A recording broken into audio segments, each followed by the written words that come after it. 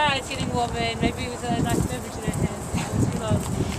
So this is a new park, and actually, though you know the history of this park, I was going to talk about something slightly different. Do you want to tell about how Well, it's developed? Greenpoint, when the city decided to develop a lot of stuff around here, they promised the residents that they would build parks, and they never did.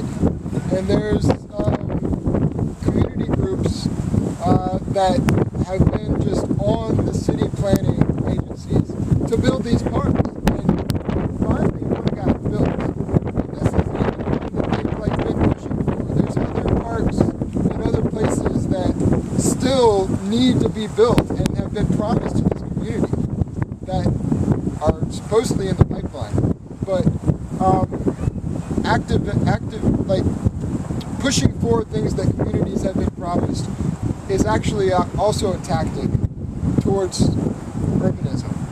So that's all I wanted to add. And also something like 596 acres and the reuse of those lots is kind of Exactly. the neighborhood saying, this is the need and we're going to fill it ourselves, or look for ways to do it ourselves if you're going to help out at the state level.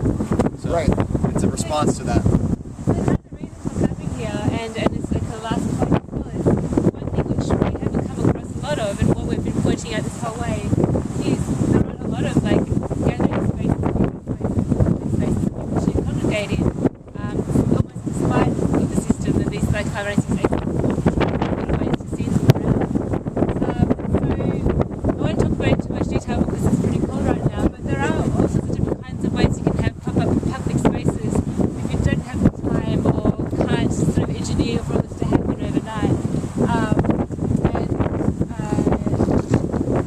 What would I think about it? Like, for example, when's the last time you were in publicly owned land and it was really great? You had a really great experience. I'm talking about the sunshine, but it's about the way it looked, the people around you, something was going on. Last Saturday in Doctor, it was really great. Why was it great? Because I put on a block party for 50,000 people. Oh, okay, that's cool. It was a lot of fun. We have had a good time. And what did it involve you to put a block party on? What did you have to do to organize it? I had to create a lot of misimpressions that were people involved so that everyone would trust it.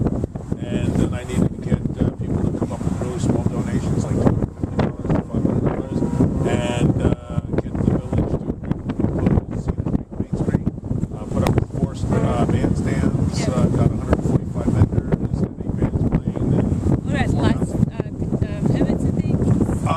what are pivots? Permits. Permits. I was taught by Mike Glide, it is easier to get forgiveness than it is permits. Yes. So that's something you want to think about technical things. Like it's easier to ask for forgiveness and not for permission. So for example, if you want to stage a public event here, like a pop-up town square, so one of the projects I've been involved in for about 6 months is something called Occupy Town Square, where we've been partnering with communities to have pop-up town squares, working out what kinds of things, what kind of civic engagement you need by listening to community needs. And there are rules, like you can't put a structure on public parks, so you can have balloons, or you can have people hold stuff. There are ways to get around things. You kind of amplify sound. You can't self it, but you can give it away. So there's all different kinds of ways to get around stuff. But really, it is important when you're trying to think about tactical urbanism about, what are you trying to do and what is it for? And if anything, it's about creating a commons, a civic space, a meeting place. And it isn't about creating a place that looks nice and it's nice to design. It's about the people in it and what they do with it and how they activate it. So everything we've seen so far is people doing stuff and the practices they do